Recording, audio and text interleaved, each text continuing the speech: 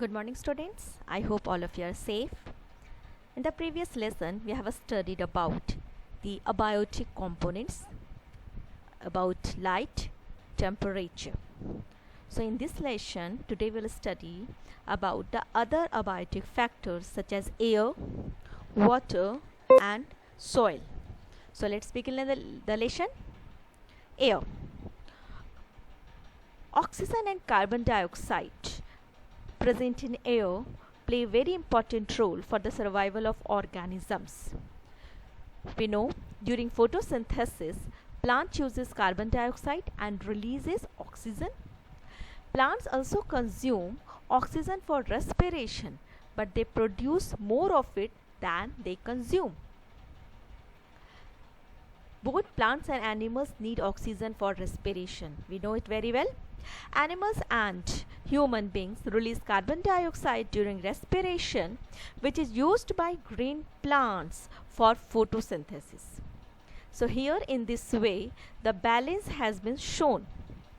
Oxygen in air is used by living organisms present in air, water or soil during respiration, and this oxygen is being released, and the carbon dioxide that is released by the organism like the animals or other animals, a living organism other than the plants, they are being used as a reactant for the process of photosynthesis to produce food. So in this way, the balance of oxygen and carbon dioxide is maintained in the atmosphere, and here this shows the interdependence of plants and animals in the atmosphere is maintained.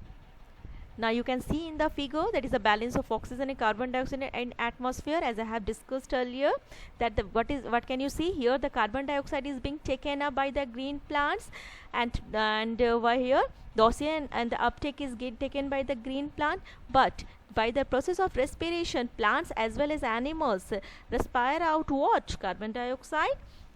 Yes, green plants also respire out carbon dioxide, but they need carbon dioxide for the process of photosynthesis. During combustion, the carbon dioxide is being released. During the fossil fuel decay, the carbon dioxide is released, and this carbon dioxide that has been released by the various process like the respiration, like the combustion, like the decomposition, they are being used by the green plants for the process of photosynthesis. Here also the ocean, in ocean also there are several plants that are using it for the process of photosynthesis. So in this way, the oxygen, the carbon dioxide gases balance is maintained in atmosphere. Here the same thing is there, how the balance of oxygen and carbon dioxide nature is maintained. The carbon dioxide is taken up during photosynthesis of green plants. This is oxygen in air is releases the oxygen that are taken up during the respiration of plants and animals, and again that releases carbon dioxide there. So this is the one of the, you can say, summarized form how the balance of oxygen and carbon dioxide is maintained in nature. Now the next one is the water. We know water is very important for living organisms. Plants absorb water through their roots, which is then transported to different plant parts. We know through xylem. What is essential for carrying out the process of photosynthesis in plants? So what are the different uses of the water here? What is essential for carrying out photosynthesis in plant? It also plays important role in human body, as a blood is largely composed of water. We know about 55% of the blood is made up of liquid, that is the water, and only 45% of the blood contain the cellular parts. Water dissolves vital gases such as oxygen and carbon dioxide. This enables living beings to survive in water. Clear? So in this we can say that water plays very important role. First, it is utilized by the plants for the process of photosynthesis. Second, the blood also comprises the maximum portion of the water, and third, it dissolves mainly vital gases such as carbon dioxide and oxygen that is able to survive for the survival of the living organisms in the nature. Now here in this slide you can say why what is important. We are very much aware that all living things depend on it. 60% of human body, yes, the percentage varies about 75% or 70%, but most of the human body is made up of the water. What are the different you can say functions of the water in the body?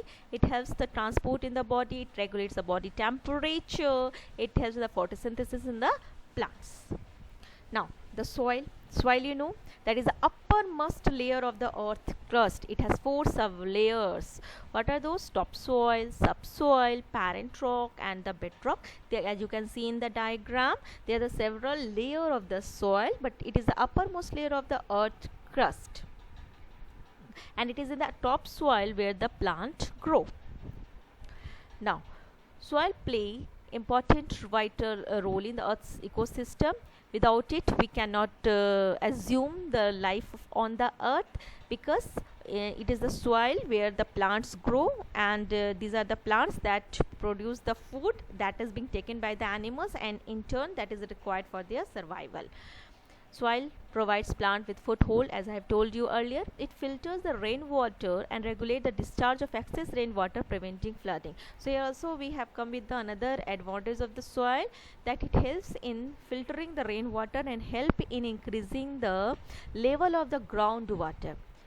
It helps in the recharging of the groundwater, and also it helps in preventing the flooding. It helps in preventing the floods. How? Because it does not allow the excess of the water to run towards the river bodies, clear, water body. So in this way it helps in preventing the flooding. So what are the another advantages of the, you can say, uses of the soil? It is capable of storing large amount of organic carbon. It buffers against pollutants, protecting groundwater quality.